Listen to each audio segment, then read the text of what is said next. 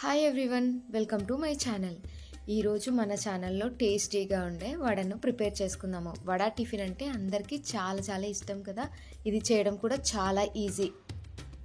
అందరూ ఆయిల్ ఎక్కువగా పడుతుంది, చేయడం చాలా కష్టం అని అనుకుంటారు, కానీ చాలా ఈజీ, తక్కువ టైంలో అయిపోతుంది. కాకపోతే కొద్దిగా ముందు నానబెట్టుకుంటే సరిపోతుంది. ముందుగా నా వీడియోస్ చూస్తున్న వాళ్ళందరికీ థ్యాంక్స్ చెప్పుకుంటున్నాను. అలాగే కొత్త వాళ్ళు అయితే నా వీడియోస్ని లైక్ చేయండి, షేర్ చేయండి, మరియు నా ఛానల్ని సబ్స్క్రైబ్ చేసి నన్ను ఎంకరేజ్ చేయండి. థ్యాంక్ యూ సో మచ్ అందరికీ. ఇప్పుడు వీడియోలోకి వెళ్దాము. ముందుగా 6 లేదా 8 అవర్స్ నానబెట్టిన మినప్పప్పును తీసుకొని మిక్సీలో కానీ గ్రైండర్లో కానీ వేసి పిండి రుబ్బుకొని ఒక బౌల్లోకి తీసుకోవాలి. పిండి అనేది ఈ విధంగా ఉండాలి. ఒకవేళ గట్టిగా ఉంటే కొద్దిగా వాటర్ యాడ్ చేస్తూ ఈ పిండిని రుబ్బుకోవాలి. ఇదంతా ఒక బౌల్లోకి తీసుకోవాలి. అదేవిధంగా మిగతా మినపప్పును కూడా రుబ్బి ఇదే బౌల్లోకి తీసుకోవాలి. ఇప్పుడు ఇందులోకి సన్నగా కట్ చేసిన ఉల్లిపాయ ముక్కల్ని వేయండి. సన్నగా కట్ చేసుకున్న పచ్చి కొబ్బరిని కూడా ఇందులో వేయండి. ఇందులో పచ్చి కొబ్బరి వేస్తే టేస్ట్ అనేది చాలా చాలా బాగుంటుంది. సన్నగా తరిగిన క్యారెట్ ముక్కల్ని ఇందులో వేయండి. పచ్చిమిర్చిని వేయండి, కరివేపాకును వేయండి, జీలకర్రను వేయండి. మన రుచికి సరిపడినంత సాల్ట్ని కూడా ఇందులో యాడ్ చేసి వీటన్నిటిని బాగా కలిపి ఒక 10 మినిట్స్ పక్కన పెట్టుకోవాలి. ఇందులో కొంతమంది వంట సోడా వేస్తారు, కానీ వంట సోడా వేయాల్సిన అవసరం లేదు. ఈ విధంగా చేసినా కూడా చాలా చాలా టేస్టీగా వస్తుంది. అన్నీ కలిసే విధంగా మిక్స్ చేసి పక్కన పెట్టుకోవాలి. ఇప్పుడు చట్నీ కోసం ప్రిపేర్ చేద్దాం. ముందుగా ఒక చిన్న తవా పెట్టుకొని అందులో 1 కప్ వరకు పల్లీలను వేయాలి. ఇందులోనే ఆయిల్ వేసి ఫ్రై చేసుకుంటే ఎక్స్ట్రాగా పోపు పెట్టాల్సిన అవసరం ఉండదు. ఈ ఆయిల్లోనే ఇవన్నీ వేగుతాయి కాబట్టి ఎక్స్ట్రాగా ఆయిల్ అవసరం ఉండదు.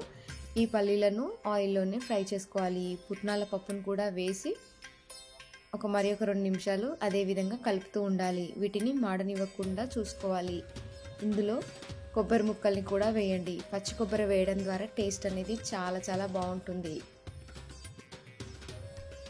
మీకు నచ్చితే పచ్చిమిర్చి వేయండి, లేదంటే ఎండుమిర్చి వేసుకొని కూడా ఈ చట్నీ చేసుకోవచ్చు.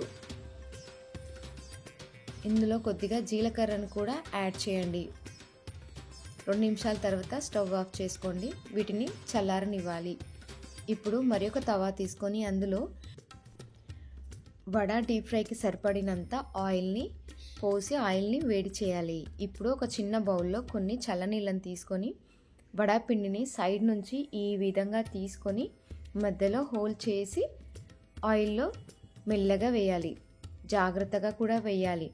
ప్రతి వడకి ఈ విధంగా చల్లనీళ్ళను అద్దుకుంటూ వడని మధ్యలో రంధ్రం చేసి ఈ విధంగా వేయాలి. ఈ విధంగా ఆయిల్లో సరిపోయినన్ని వడలు వేసి వాటిని మీడియం ఫ్లేమ్లో ఫ్రై చేసుకోవాలి. హై ఫ్లేమ్లో పెడితే పైన కలర్ వస్తుంది, కానీ లోపల కుక్ అవ్వదు, పిండి అలాగే ఉంటుంది. కాబట్టి మీడియం ఫ్లేమ్లోనే ఈ వడలను ఆయిల్లో ఫ్రై చేసుకోవాలి. ఇప్పుడు ఈ కలర్ వచ్చాక తీసి పక్కన పెట్టుకోండి.